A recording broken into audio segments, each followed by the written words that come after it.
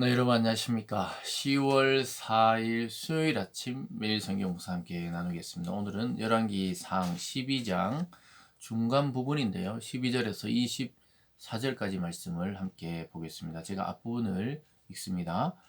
3일 만에 여로보암과 모든 백성이 르호보암에게 나왔으니 이는 왕이 명령하여 이르기를 3일 만에 내게로 다시 오라 하였습니다. 왕이 포악한 말로 백성에게 대답할세 노인의 자문을 버리고 어린 사람들의 자문을 따라 그들에게 말하여 이르되 내 아버지는 너희의 멍에를 무겁게 하였으나 나는 너희 멍에를 더욱 무겁게 할지라. 내 아버지는 채찍으로 너희를 징계하였으나 나는 정갈 채찍으로 너희를 징계하리라 하니라. 아멘. 오늘 본문의 말씀을 중심으로 이스라엘의 분열이라는 제목으로 말씀을 함께 나누겠습니다. 어제 12장 초반에 살펴본 것처럼 르호보암이 이제 솔로몬의 아들인데요. 그 솔로몬을 이어서 이스라엘의 통치자가 되게 됩니다. 그런데 은혜를 헛되이 여긴 르호보암은 어린 자기와 같이 자란 신하들의 말을 듣고 아주 경력이 있고 또 오래된 신하들, 또 자기 아버지 시대의 신하, 은퇴했던 그 노령의 신하들의 그 아주 노련한 지혜를 받아들이지 않고 젊은 혈기로 더 강하게 통치해야 된다는 그런 말을 듣게 되죠. 그래서 오늘 3일 만에 다시 북쪽 지파들 10지파가 다시 3일 만에 오라 해서 여로보암을 중심으로 지도자들이 그 앞에 나와서 그의 대답을 듣게 되는데요. 그런데 그 질문을 했을 때 르호보암은 아주 당당하게 어리석게 답변하죠. 어떻게 답변합니까? 자기 아버지보다 더 큰 멍에를 무겁게 하고 또 그리고 채찍도 아주 그냥 그 일반 채찍이 아니라 정갈 채찍, 완전히 그냥 아주 독하게 통치하겠다, 한마디로 말하면 그렇게 이야기를 하는 것이죠. 그렇게 되면서 어떻게 되는 겁니까? 결국은 하나님이 아이야 선지자의 예언처럼 북이스라엘이 남유다와 결별하게 됩니다. 원래 솔로몬 그 이후에 이전에 다윗 왕이 자기 지파만의 왕으로 7년 지내다가 또 북이스라엘이 다 10지파가 내려와서 그에게 왕이 되어줄 것을 요구해서 33년을 통일왕국으로 다스리게 되었던 그 일이 있었습니다. 그것처럼 같이 협력하고 같이 권면해야 되는 사이지 지배하는 그런 왕은 이스라엘의 왕의 성격과 맞지를 않습니다. 그런데 솔로몬 때는 그래도 아버지 다윗 때 시대에 그런 신하들과 또 그런 백성들이 있었기 때문에 솔로몬 왕의 말을 듣고 또 성전과 왕궁 건축과 또 그가 하는 방향대로 따라줬지만 너무 무거웠다는 거예요. 그 시대에 노역을 해야 되고 세금을 내야 되는 백성의 입장에서는 솔로몬의 통치가 너무 힘겨웠던 거죠. 초반에야 기쁨이 넘치고 또 나라가 부강하니까 따라줬지만 그게 40년간 그렇게 진행되면서 너무 힘들었다. 그래서 이제 너희 아버지처럼 하지 말고 우리의 짐을 좀 가볍게 해달라 그랬는데 더 무겁게 해겠다고 이 르호보암이 어리석게 대답하면서 결국은 나라가 분열되게 됩니다. 여러분, 이것은 우리가 어떤 교회의 리더십의 교체라든가 또 회사나 여러분이 속한 조직의 어떤 그런 문화가 변화될 때 그걸 잘 파악해야 돼요. 그래서 한꺼번에 변화시킨다, 변혁을 한다 그래서 몽창 그동안 해오던 걸 뜯어 고친다.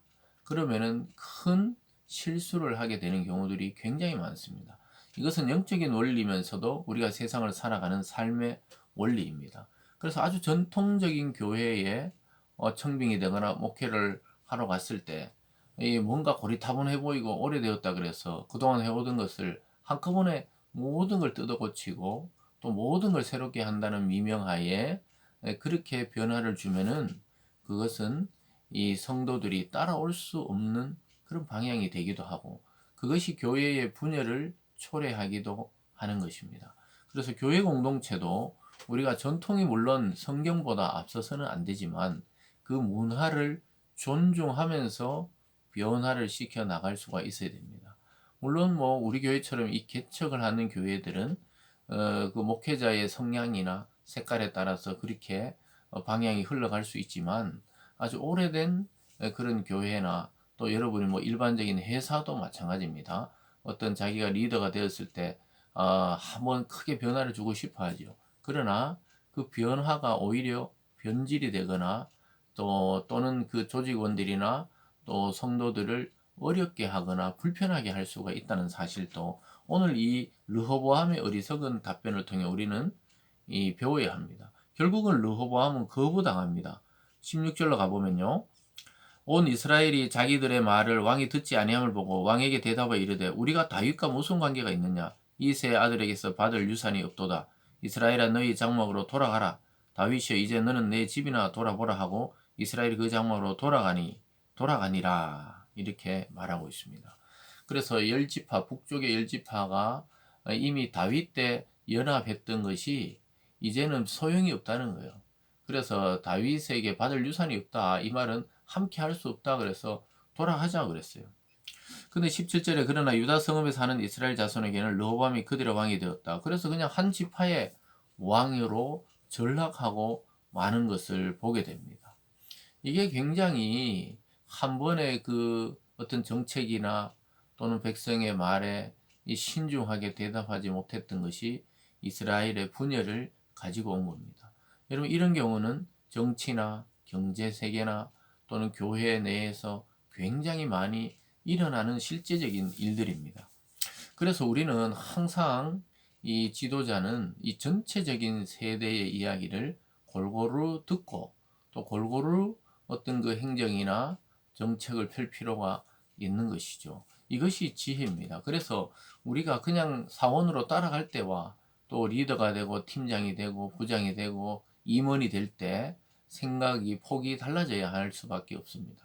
그 사람이 변화되고 변질되어서 그런 것이 아니고 이 전체를 봐야 하는 입장이 되면은 완전히 또 다른 생각을 할 수가 있어야 하는 것인데 르호보암은 아주 어리석게 그렇게 다윗의 길도 따르지 못하고 어떻게 보면 자기 아버지 솔로몬의 길도 따르지 못하고 그냥 이 젊은 혈기로 하다가 거의 열지파를 잃어버리게 되었죠.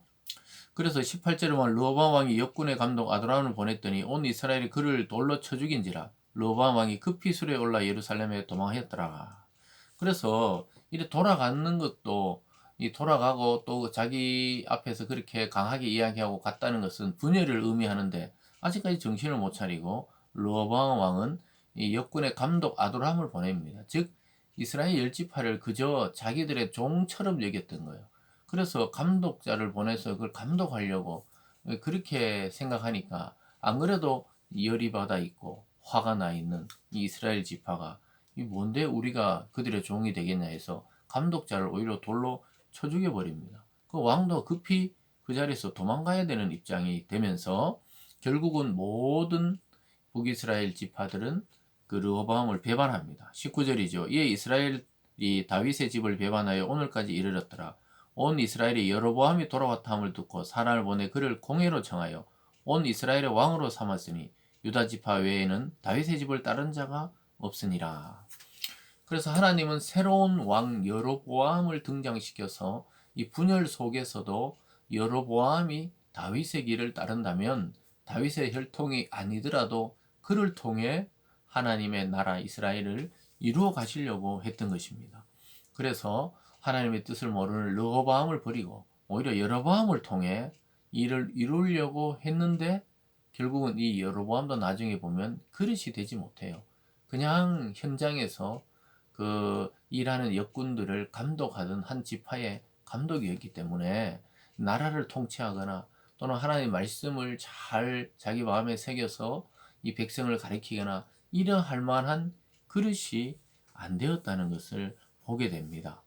그래서 결국은 유다집 외에 한 지파 외에 북쪽 열 지파는 다 따르게 되고 또 유다 지파에는 여기 또 하나 베냐민 지파 같이 속해 있는 것이죠. 그래서 어쩌면은 북이스라엘이 10배나 강한 나라로 서게 되는 것입니다. 그래서 우리가 이거 오늘날 정치로 생각하면 안 되고 이스라엘은 지파별로 리더들이 있기 때문에 여로보암을 앞세워서 열 지파가 찾아왔을 때 바로 그러한 모습이었죠. 그것을 들어주지 않자 다윗의 집을 배반해 버렸어요. 원래 다윗이 다스리던 게 자기 족속을 7년 동안 왕으로 다스렸어요. 인정을 안 했었어요. 그 시대로 다시 돌아간 것이나 마찬가지입니다.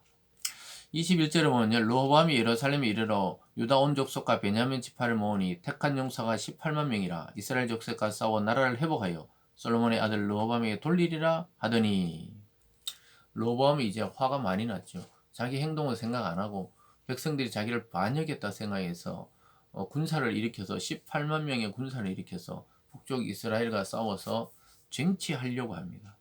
근데 이것조차 하나님의 뜻이 아니었어요. 하나님은 이미 하나님의 그 뜻을 어긴 솔로몬 때 하나님이 너 아들의 시대에 나라를 가르겠다. 그리고 아이야를 통해 여로보암에게 이미 예언했던 대로 이루어지고 있을 뿐이에요. 그래서 하나님이 그것을 막습니다. 22절에 보면요.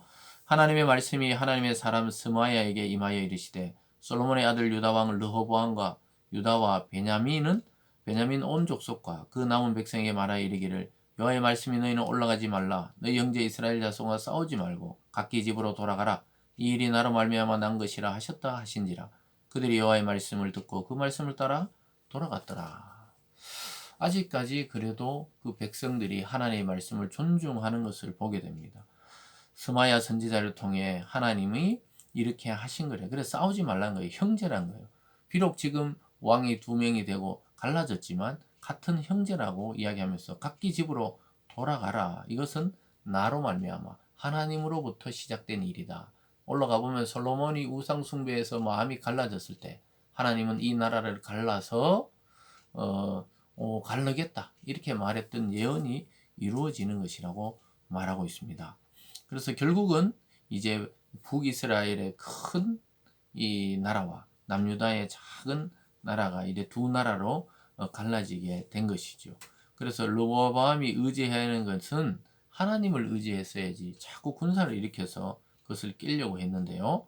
오히려 겸손히 하나님 말씀을 따랐다면 이런 일도 일어나지를 않았겠죠. 사랑하는 여러분, 우리가 우리 자신을 진정으로 돌아보고 회복해야 될 일이 무엇인지를 간파해야 됩니다. 오늘 말씀을 잘 듣고 내 마음에 하나님과 세상을 저울질하는 이런 분열, 또 내 생각과 내 행동과 내 삶의 불신앙적인 요소를 자꾸 하나하나 제거해내는 것이 신앙의 성숙입니다. 기도하겠습니다. 사랑의 하나님 아버지, 결국 하나님의 말씀에 불순종했을 때 이스라엘 전체가 분열되는 것을 보게 됩니다.